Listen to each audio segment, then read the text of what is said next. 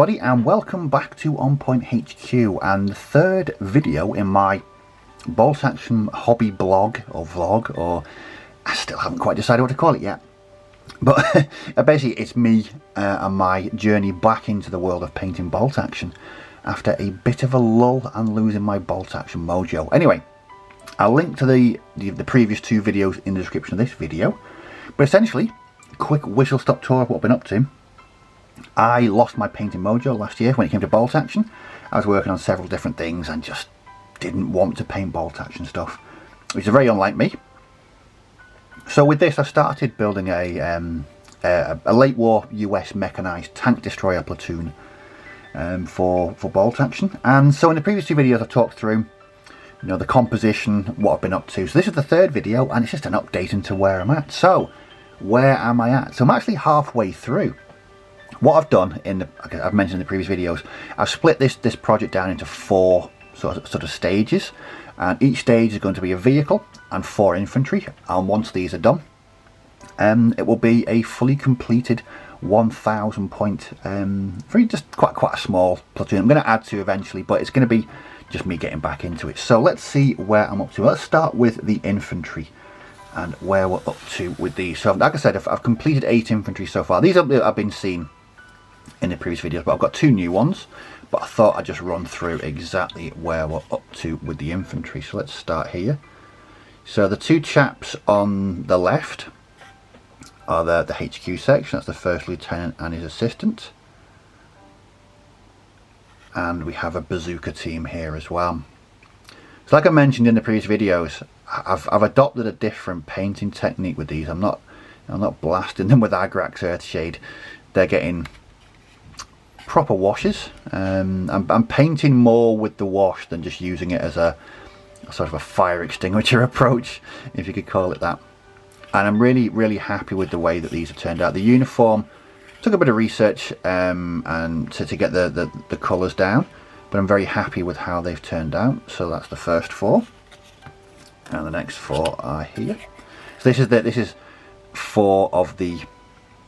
There's going to be a 10-man infantry section. It's going to be accompanying the tank destroyer platoon. So here we have 2 dudes armed with rifles.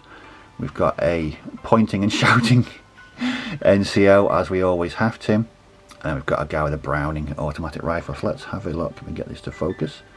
These 2 riflemen here, again, same new technique I've been using on these. And here we have the. He's not shouting, but he's pointing. He's definitely got the NCO point there. And then this chap here, we've got him holding a Browning automatic rifle. Let's have a look at their equipment. I mentioned before in the other videos that this kit, the US infantry kit from Warlord, is absolutely fantastic. A really great kit to work with. And I've used some arms from the US Airborne box as well, because they do fit in quite well. It just gives them a bit of an individual look, and it's kit bashing, and anyone that knows me knows I love me a bit of kit bashing. So there we are. So they are the first 8 infantry fully completed. So let's get on to the second tank destroyer. So here it is. This is going to be the command tank destroyer. So when I was doing it, I thought, how could I differentiate it from the other ones? So I just thought, well, let's pop a chap in the top with a pair of binoculars. You can't go wrong there. That certainly sets him out as being in a command vehicle.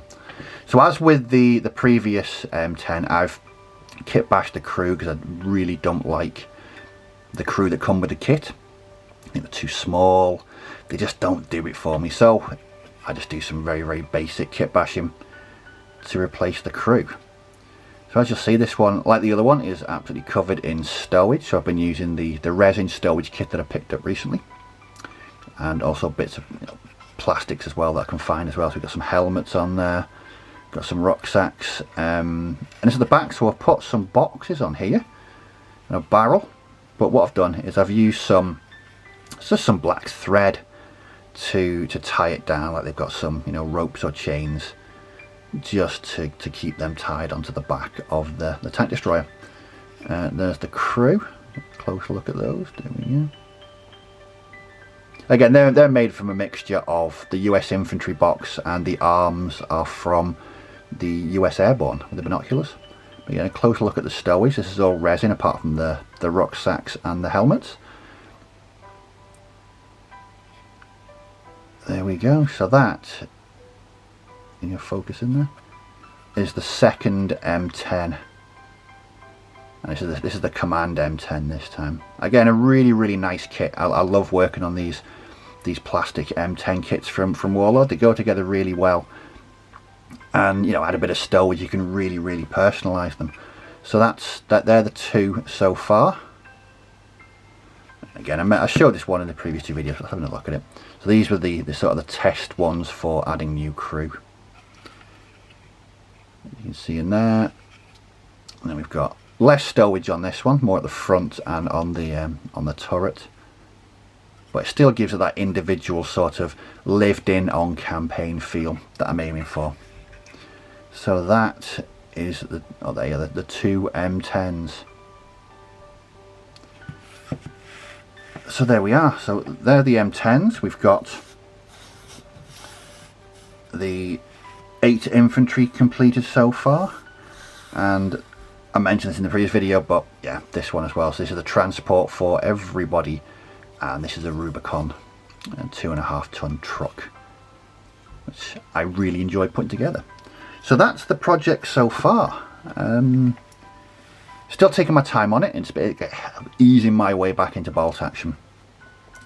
But I think after completing this, it's really spurred me on, and I really want to get this finished and onto the tabletop for a couple of games of bolt action. I just think it's really got me painting bolt action again, which is the main thing that I wanted to do with this project. And the purpose of making these videos is sort of a video, you know, a motivation to keep me inspired to keep going. But I'm enjoying myself so much with these. There's a lot of creativity, and the stowage and the kit bashing, really enjoying it. Well, hope you find that interesting. Like I said, what I'll do is I'll link to the first two videos in the description if you've not seen those. So I'd recommend you check those out as well, just to see how far the project's come. But if you've got any questions about this or bolt action or wargaming in general, just leave them down below, and I'll certainly respond to all comments and questions. But as always, thanks for watching. Do take care. May your dice roll well, and I'll catch you all in the next video. So bye bye for now.